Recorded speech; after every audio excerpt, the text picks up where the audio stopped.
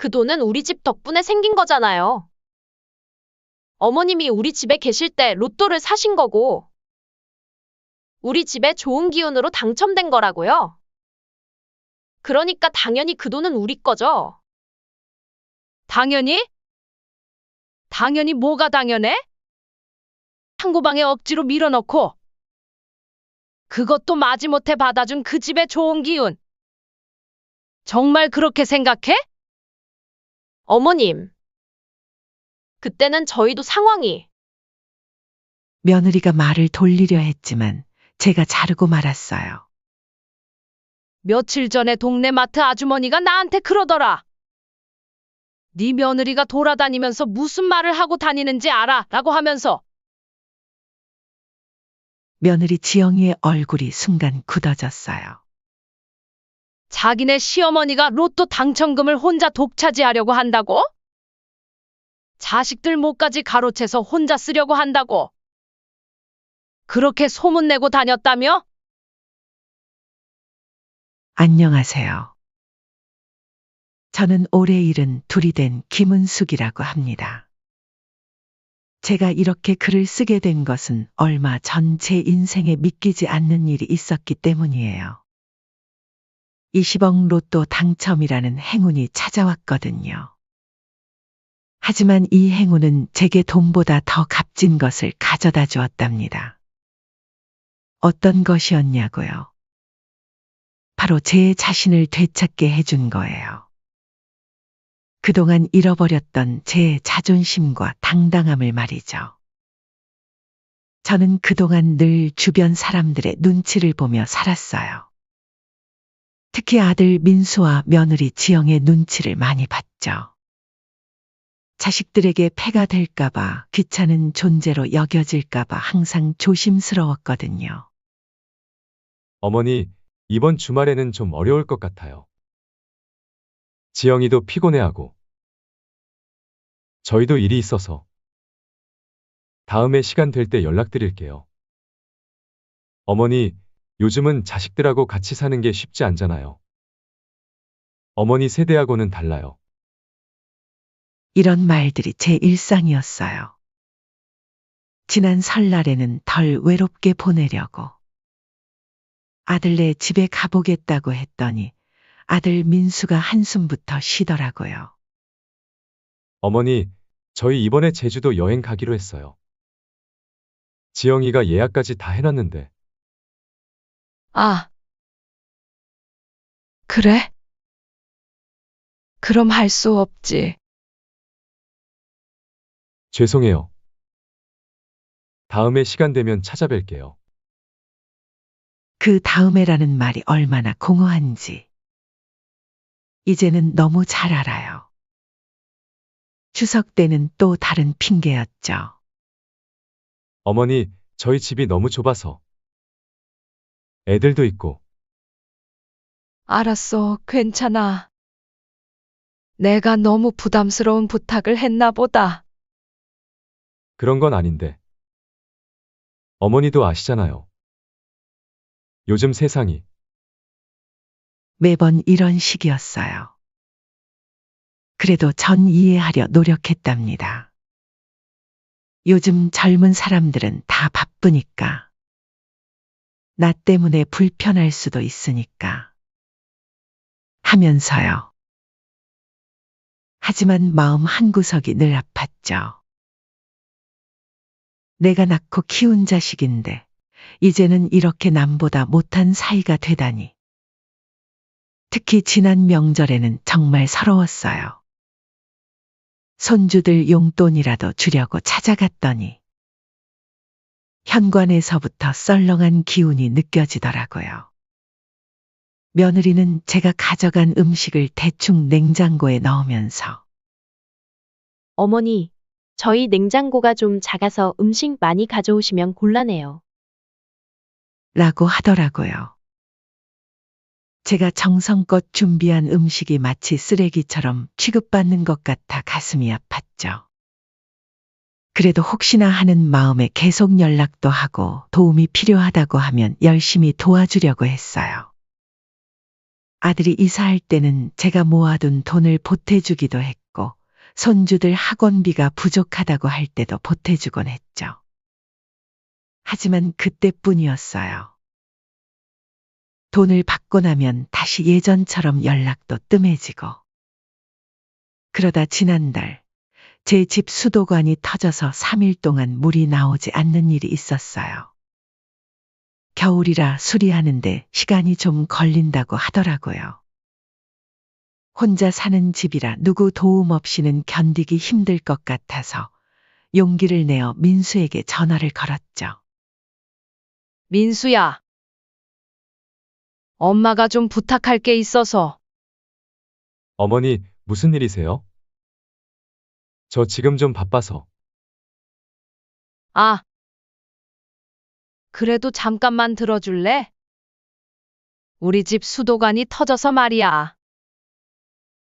수도관이요. 그럼 수리기사 불러보세요. 그게 수리하는데 3일 이상 걸린다네? 혹시 그동안만 내 집에서 말이 채 끝나기도 전에 민수의 한숨 소리가 들렸어요. 어머니, 갑자기 그러시면 어떡해요? 저희도 상황이 있는데. 그래도 엄마가 이럴 때 아니면 언제 너한테 부탁을 하겠니? 저기. 차라리 모텔에서 지내시는 건 어떠세요? 제가 비용은 드릴게요. 그 말을 듣는 순간 가슴이 철렁 내려앉았어요. 70이 넘은 노인네 보고 모텔에서 지내라니. 눈물이 나오려는 걸 꾹 참으면서 모텔은 무서워서 못 가겠네. 한 번만 부탁 좀 하면 안 될까, 아들? 라고 겨우 말했죠. 긴 침묵이 이어졌어요. 한참을 망설이던 아들이 마침내 입을 열었죠. 알겠어요. 그럼 잠시만 저희 집에서 지내세요. 근데 어머니가 집안일은 좀 도와주셔야 해요. 그거라도 안 하시면 지영이를 설득시킬 자신이 없어요. 그래, 그래. 알겠어. 고마워, 아들. 그리고 지영이한테는 제가 잘 말해볼게요. 어머니도 아시잖아요. 지영이 성격. 그렇게 저는 아들 집에 가게 됐어요. 도착했을 때 며느리의 표정이 잊히질 않네요. 마치 불편한 손님이라도 온 것처럼 굳은 얼굴이었죠. 어머니. 오셨어요? 응, 지영아. 미안해. 갑자기 이렇게 찾아와서. 아니에요. 들어오세요. 방은 저쪽이에요. 방은 창고처럼 쓰던 곳을 겨우 치워서 내어줬는데 습기 차고 곰팡이 냄새가 났어요. 창문도 작아서 햇빛도 잘 들지 않았죠. 하지만 불평할 수는 없었어요. 그나마 재워준 것만으로도 감사해야 했으니까요. 폐를 끼치지 않으려고 아침 일찍 일어나 집안일을 했어요. 설거지도 하고 빨래도 하고 청소도 하면서요. 손주들 간식도 챙기고 밥도 해놓고. 하지만 고맙다는 말 한마디 없었죠. 어머니, 그냥 두세요. 제가 하던 대로 할게요. 아니야, 내가 할 수 있어. 어머니가 하시면 제가 나중에 다시 해야 해요. 그냥 쉬세요. 그런 말들이 서럽긴 했지만 그래도 참았어요.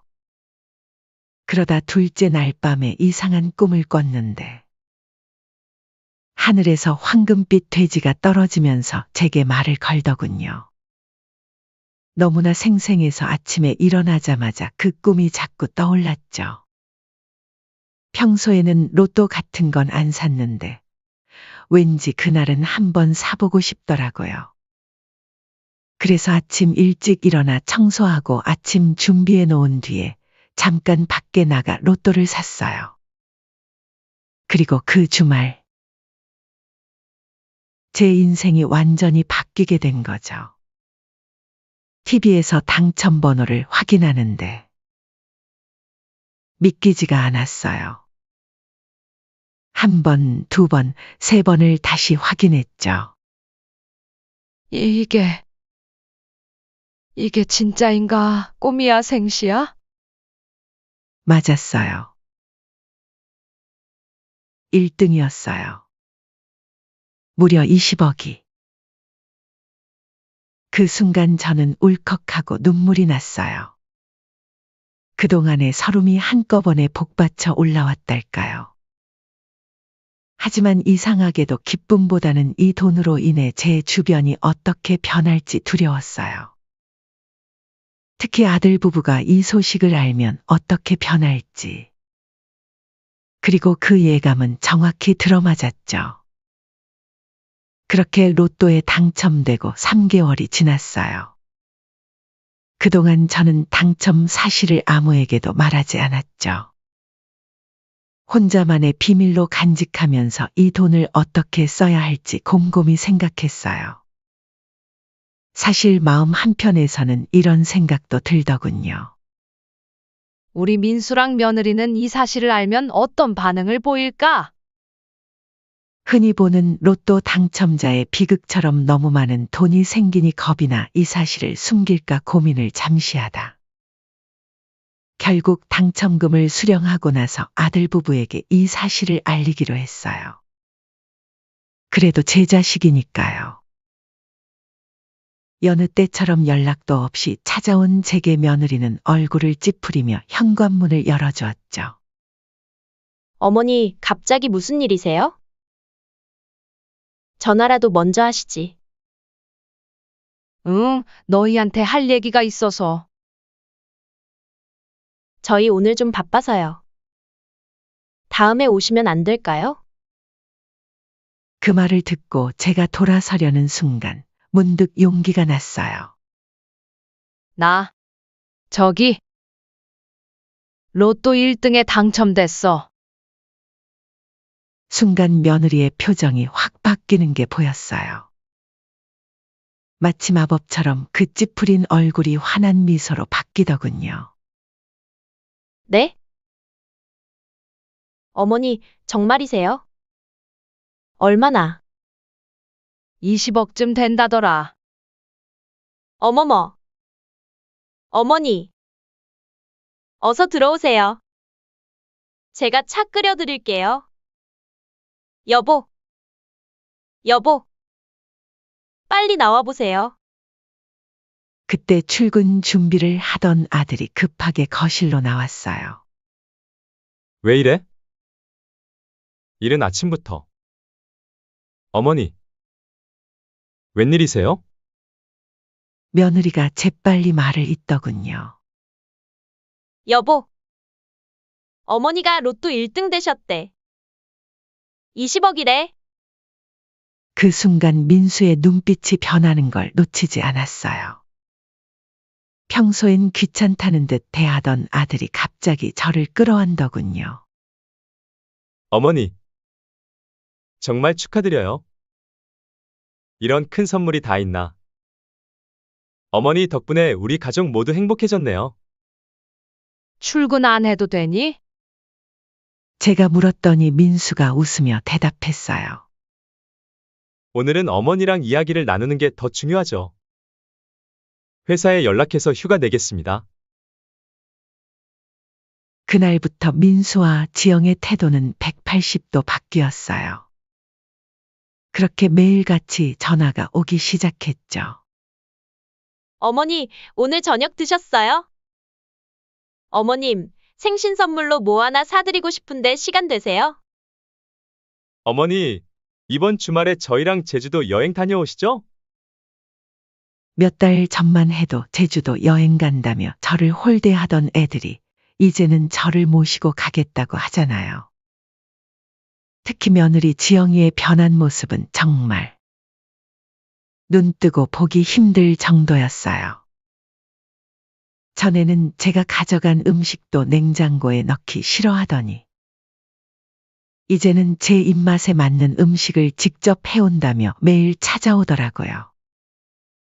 어머님, 제가 어머님 좋아하시는 갈비찜 해왔어요. 이제부터 제가 매일 반찬 해다 드릴게요. 아이고, 고마워. 근데 그렇게까지 안 해도. 어머님, 그동안 제가 잘 못해드려서 죄송해요. 이제부터는 제가 효도 제대로 하게 해주세요. 며느리의 말투는 달콤했지만 그 속내가 너무나 뻔히 보였어요.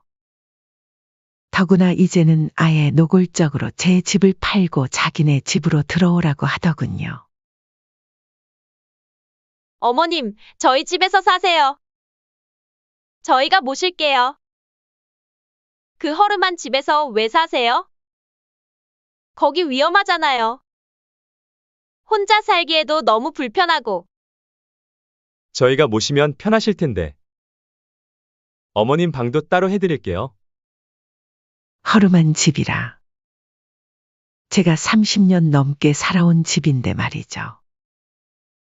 전에는 한 번도 그런 말 안 하더니 돈 앞에 서는 사람이 이렇게도 변하나 봅니다. 얼마 지나지 않아 아들이 퇴근 후에 혼자 찾아왔어요. 평소와 다르게 어두운 표정이더군요. 어머니, 사실 제가 투자를 좀 했는데 지금 상황이 안 좋아서요.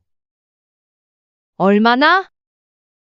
한 5억 정도만요. 나중에 꼭 갚을게요. 5억이면 적은 돈이 아닌데. 어머니, 전 어머니 아들이잖아요. 믿어주세요.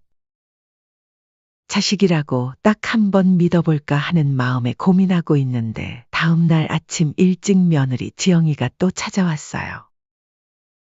어머님, 저희 애들 영어 유학을 보내고 싶은데. 미국에서 공부하면 앞으로의 인생이 달라질 것 같아서요. 네? 손주 좋은 일 시킨다 생각하고 3억만 투자해 주세요. 애들이 아직 어린데. 요즘은 일찍 보내야 해요. 어머님, 손주들 미래를 위해서잖아요. 그러더니 이제는 아예 노골적으로 나오기 시작했어요. 마치 그 돈이 자기들 것인 양 이야기하더군요. 어머니, 그 돈을 어떻게 쓰실 건데요? 어차피 어머니 나이에. 그 많은 돈을 다 어떻게 쓰시겠어요? 저희가 대신 잘 운용해 드릴게요. 맞아요, 어머님. 은행에 그냥 두면 이자도 얼마 안 되잖아요.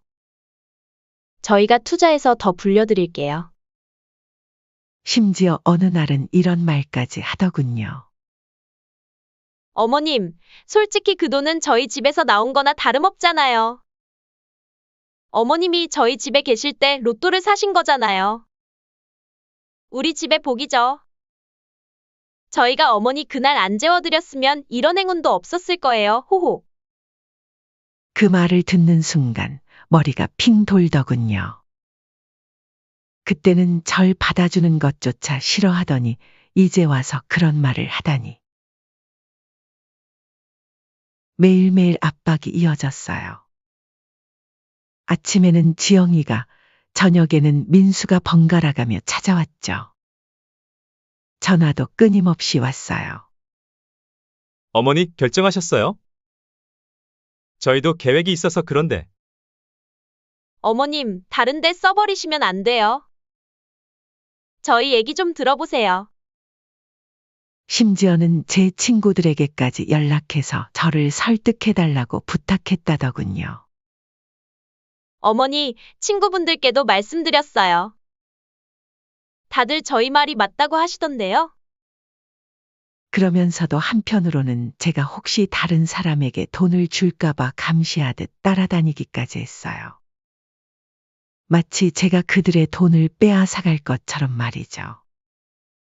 제가 마트에만 가도 며느리가 뒤따라 오더군요.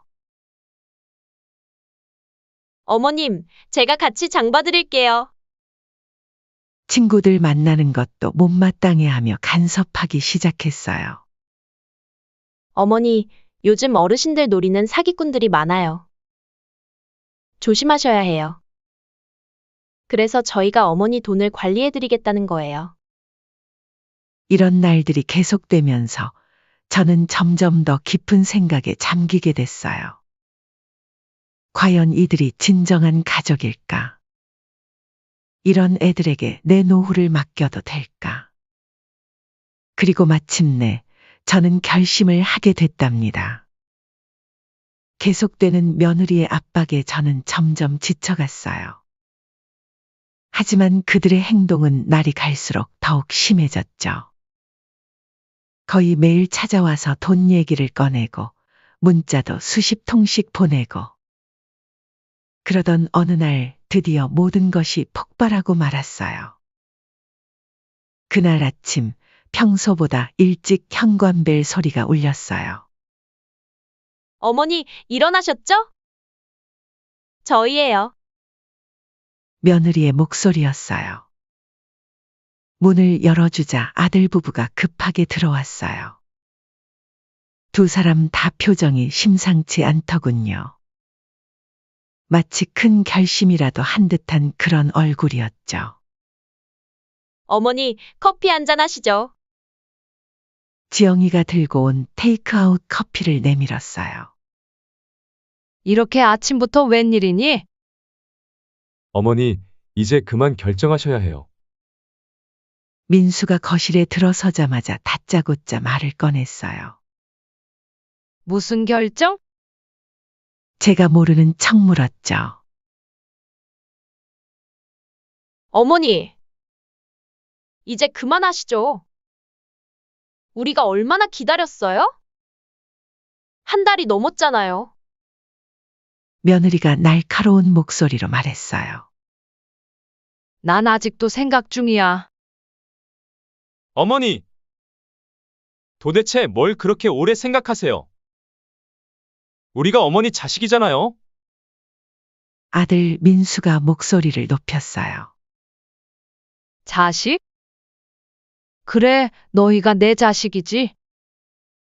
근데 그동안 너희가 나를 어떻게 대했는지 기억나니? 나는 너희에게 돈을 맡기면 예전처럼 다시 돌아갈까봐 그게 걱정이 되는 거야. 어머니! 과거 얘기는 그만하시죠. 지금은 다르잖아요. 민수가 얼굴을 붉히며 소리쳤어요. 그래, 지금은 다르지? 내가 20억이 생기니까 달라진 거잖아? 어제 오늘 일도 아닌데. 갑자기 이렇게 급한 일이 생겼나?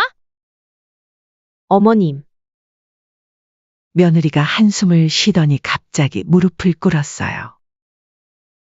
저희도 예상은 했는데 과거 저희가 서운하게 해드려서 그러시는 거죠? 제가 잘못했어요. 정말 죄송해요. 그동안 어머님한테 잘못한 거 다 인정하고 반성해요. 순간 기가 막혔어요. 일어나. 그런 거 하지 마. 아니에요, 어머님. 저 정말 잘못했어요. 그동안 어머님께 불효막 심했죠.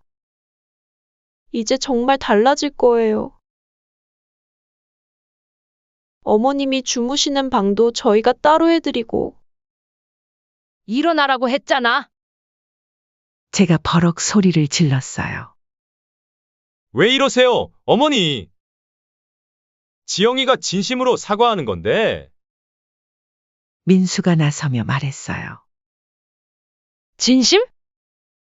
그래, 진심이라고 치자. 근데 왜 하필 내가 돈이 생긴 다음에 이런 진심이 생긴 거니? 방 안이 순간 조용해졌어요. 정적을 깨고 며느리가 조심스레 입을 열었죠. 어머님, 저희가 잘못한 거 인정해요. 반성하고 있고요. 이제부터 잘할 테니까. 잘못을 진심으로 뉘우친다면 이렇게 돈 타령부터 하진 않았을 텐데. 제가 차분히 말했어요. 그러자 아들이 갑자기 테이블을 탁 치며 일어섰어요. 어머니! 우리 보고 어쩌라는 거예요? 무릎 꿇고 빌기라도 하라고요? 너희들, 내가 늙어서 정신이 흐려진 줄 아니? 내가 너희 속셈을 모를 거라고 생각했어? 무슨 속셈이요? 민수가 당황한 듯 말을 더듬었어요. 처음엔 달콤한 말로 유혹하더니 그게 안 통하니까 이제는 무릎까지 꿇고? 너희 둘 다 연기는 정말 잘하는구나. 어머니, 며느리가 벌떡 일어나 소리쳤어요. 너무하시는 거 아니에요? 저희가 언제 어머님을 속였다고 그러세요? 정말 기억이 안 나? 내가 수도관 고장 났을 때 모텔로 가라고 했던 거, 명절 때마다 피하던 거, 내가 가져간 음식 냉장고에 넣기 싫어하던 거? 아, 맞다. 그때는 내가 불편한 시어머니였지? 그때는 상황이. 지영이의 목소리가 점점 작아졌어요. 상황이 다르다고? 그래, 상황이 완전히 다르지? 내가 20억을 가지고 있으니까. 그것만 빼면 다른 건 하나도 변한 게 없는데 말이야. 이제는 민수마저 무릎을 꿇었어요. 어머니, 제가 잘못했어요. 이제 정말 잘할게요. 그러니까 저희 좀 도와주세요. 제발. 여보, 그만 일어나요. 더는 비굴하게 굴지 말아요. 며느리가 민수의 팔을 잡아당기며 말했어요. 어차피 그 돈은 그 돈은 뭐? 어서 말해봐. 그 돈은 뭐라고? 제가 날카롭게 물었어요. 며느리가 이를 악물며 말했어요. 그 돈은 우리 집 덕분에 생긴 거잖아요. 어머님이 우리 집에 계실 때 로또를 사신 거고, 우리 집에 좋은 기운으로 당첨된 거라고요. 그러니까 당연히 그 돈은 우리 거죠. 당연히? 당연히 뭐가 당연해? 날반 지하 창고방에 억지로 밀어넣고 그것도 마지못해 받아준 그 집의 좋은 기운. 정말 그렇게 생각해? 어머님, 그때는 저희도 상황이. 며느리가 말을 돌리려 했지만 제가 자르고 말았어요. 며칠 전에 동네 마트 아주머니가 나한테 그러더라. 우리 며느리가 돌아다니면서 무슨 말을 하고 다니는지 알아? 며느리 지영이의 얼굴이 순간 굳어졌어요. 자기네 시어머니가 로또 당첨금을 혼자 독차지하려고 한다고? 자식들 목까지 가로채서 혼자 쓰려고 한다고? 그렇게 소문내고 다녔다며? 어머님, 그게. 며느리가 당황한 듯 말을 더듬었어요. 어제는 미용실에서도 들었어. 우리 며느리가 울면서 하소연했다더라. 시어머니가 너무하다고. 자기네 도움으로 받은 돈인데 배은망덕하다고. 지영아, 너 정말 그런 소리를 하고 다녔어? 며느리가 눈물을 글썽이며 말했어요. 우리 앞길이 걱정돼서. 애들 교육도 시켜야 하고. 그래서 온 동네를 돌아다니면서 나를 욕하고 다녔다는 거야? 제 목소리가 떨렸어요. 전 그저 주변 사람들한테 조언을 구하고 싶었을 뿐이에요. 조언? 웃기지 마. 온 동네 사람들한테 내가 나쁜 시어머니라고 소문내고 다닌 게 조언을 구한 거야? 그때 옆집 사는 최 씨 아주머니가 보내준 문자가 생각나 보여졌죠. 은수가, 네 며느리가 요새 여기저기 다니면서 울면서 하소연하고 다닌다더라. 시어머니가 로또 당첨되고 본성을 드러냈다나. 자식들 돈까지 뺏으려 한다고. 말이 너무 심하더라. 아니, 그게 아니라. 며느리가 변명하려 했지만 이제는 제가 참을 수가 없었어요. 그만! 이제 그만! 제가 버럭 소리를 질렀어요. 나도 참을 만큼 참았어. 이제 내 진심을 말할게. 두 사람이 놀란 듯 저를 쳐다봤어요. 나는 그동안 너희를 지켜보고 있었어. 돈 앞에서 어떻게 돌변하는지, 어떻게 위선을 떠는지. 거기다 이제는 내 뒤에서 험담까지 하고 다니고? 어머님, 그런 건. 조용히 해. 내가 다 말할 때까지 들어. 제 목소리가 떨리고 있었어요. 너네들 내가 돈이 없을 땐 어땠어? 최소한의 예의도 지키지 않았잖니? 그러더니 돈이 생기니까 갑자기 효도는 효도대로 하겠다고. 근데 그것도 모자라서 이제는 온 동네를 돌아다니면서 나를 나쁜 사람으로 만들고? 잠시 숨을 고르고 말을 이었어요. 어제는 복지관에서 봉사하시는 김 선생님까지 나를 피하더라고. 알고 보니 우리 며느리가 거기서도 하소연을 하고 다녔다나? 시어머니가 돈 때문에 인성이 변했다고? 정말 가슴이 아프더구나. 며느리는 고개를 푹 숙인 채 아무 말도 하지 못했어요. 나는 말이야. 너희가 조금이라도 반성하길 바랐어. 진심으로 잘못을 뉘우치고 진정한 가족의 모습을 보여주길 바랐다고. 하지만 너희는 목이 메어 말이 잘 나오지 않았어요. 돈이 없을 때는 나를 귀찮은 늙은이 취급하더니 이제 와서 효도를 운운하고. 그것도 모자라 내 뒤에서는 날 욕하고 다니고. 참으로 가증스럽구나. 어머니! 그렇게까지 말씀하시면 아들이 울먹이며 말했어요. 그렇게 말하다 갑자기 제 머릿속에서 한 가지 묘안이 생각이 났죠. 자, 이제 내 말 잘 들어. 난 이미 결심했어. 어떤 결심이요? 민수가 떨리는 목소리로 물었어요. 그래, 너네 말대로 돈을 절반씩 나누자. 순간 민수와 며느리 지영이의 얼굴이 밝아졌어요. 어떤 일이 벌어질지도 모른 채 돈을 나눠주겠다고 하니 마치 모든 것을 용서받은 것처럼 안도의 표정을 짓더군요. 정말이요? 어머니, 며느리 지영이가 달려들어 제 손을 잡으려 했지만 제가 손을 뿌리쳤어요. 단 조건이 있어. 조건이요? 두 사람이 동시에 물었어요. 그래. 이건 법적으로 확실히 해야 할 것 같아서. 내일 변호사 사무실로 오면 알려줄게. 민수가 얼른 말을 받았어요. 당연하죠, 어머니. 저희도 그게 좋을 것 같아요.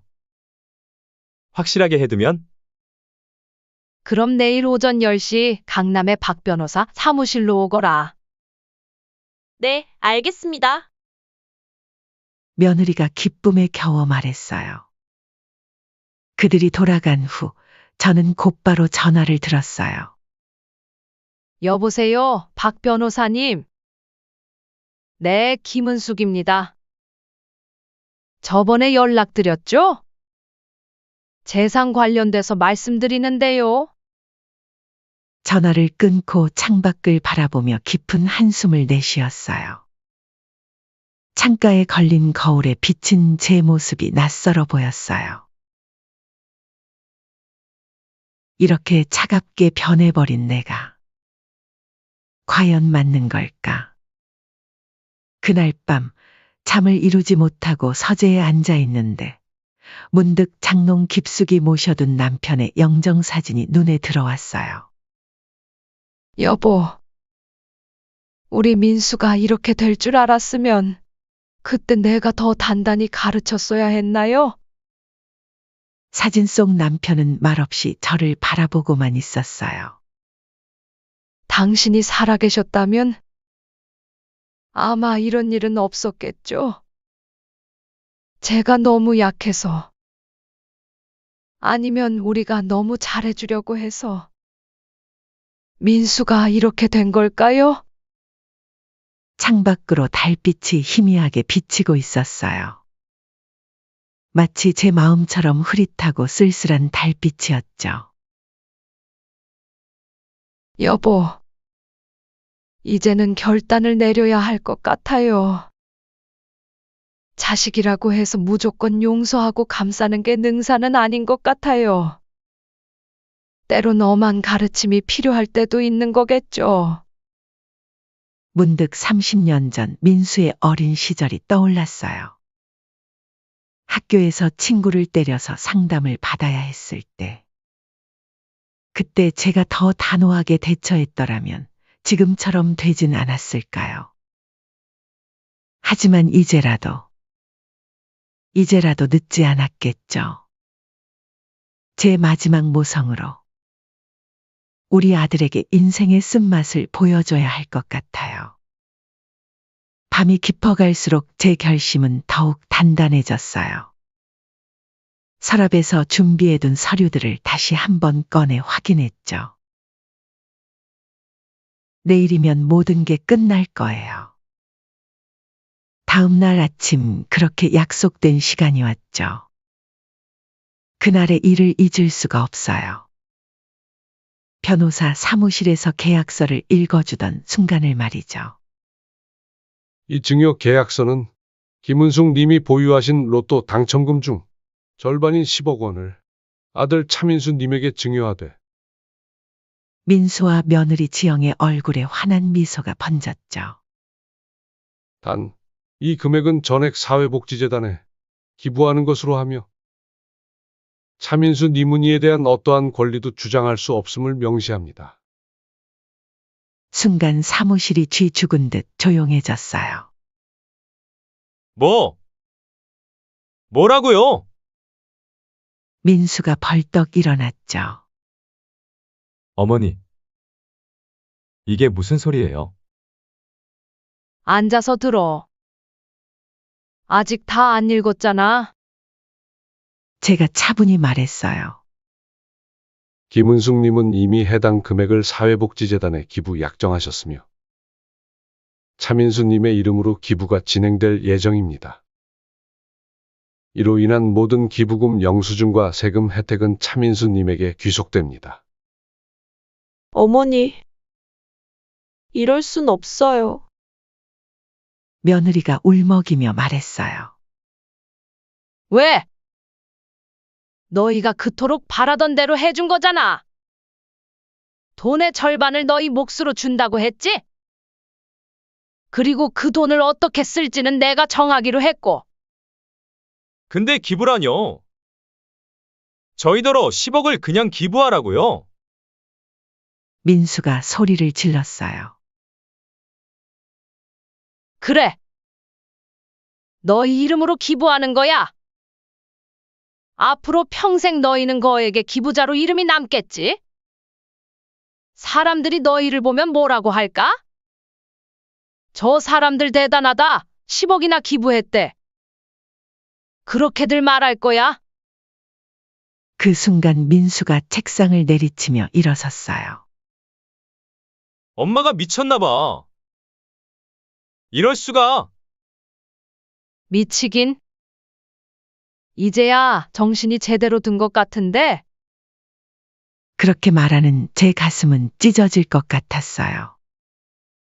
하지만 이미 결정한 일이었죠. 여보, 가요? 더 이상 볼 일 없잖아요.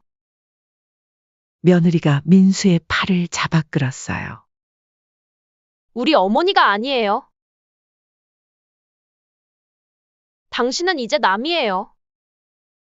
그렇게 그들은 사무실을 나갔어요. 마지막으로 문을 쾅 닫고 나가면서 민수가 한마디를 던졌죠. 다시는 연락하지 마세요. 우리한텐 이제 어머니가 없습니다. 그날 이후로 벌써 한 달이 지났어요. 매일 밤 잠들기 전에 저는 생각해요. 내가 너무 심했나? 그래도 자식인데 이렇게까지 했어야 했나? 어젯밤에는 꿈에 어린 민수가 나왔어요. 엄마, 나 학교 다녀왔어요. 하면서 달려오던 그 해맑은 모습. 눈을 뜨자마자 눈물이 왈칵 쏟아졌어요. 아들아, 미안하다. 하지만 이게 너를 위한 거란다. 요즘은 가끔 복지관에 가요. 제가 기부한 돈으로 운영되는 무료급식소에서 봉사도 하고, 거기서 만난 할머니들은 저보고 대단하다고 복 받을 거라고 하시죠. 아이고, 은숙이. 넌 자식 복은 없어도 마음만은 부자다. 그 말을 들을 때마다 가슴이 아파요. 자식 복이 없다. 그래요, 전 자식 복이 없나 봐요. 아니면 제가 자식 복을 스스로 차버린 걸까요? 오늘도 창가에 앉아 지나가는 사람들을 보고 있어요. 가끔 민수 나이 또래의 아들과 팔짱을 끼고 걸어가는 어머니들을 보면 가슴이 먹먹해져요. 과연 시간이 지나면 자식들하고 관계가 다시 예전처럼 돌아갈 수 있을까요? 여러분이라면 이런 상황에서 어떻게 하셨을 건가요? 제가 기부를 한 처사가 너무한 것이었을까요? 팔자에 없던 돈 아들에게 주는 게 맞는 선택이었나 하고. 가끔은 후회가 돼 심정이 복잡합니다. 조언이 필요해요. 제가 잘한 걸까요? 창밖에 하늘이 유난히 파아요. 이 사연을 듣는 여러분께서는 저처럼 자식 때문에 슬피 우시지 않으셨으면 합니다. 이야기 들어주셔서 감사합니다.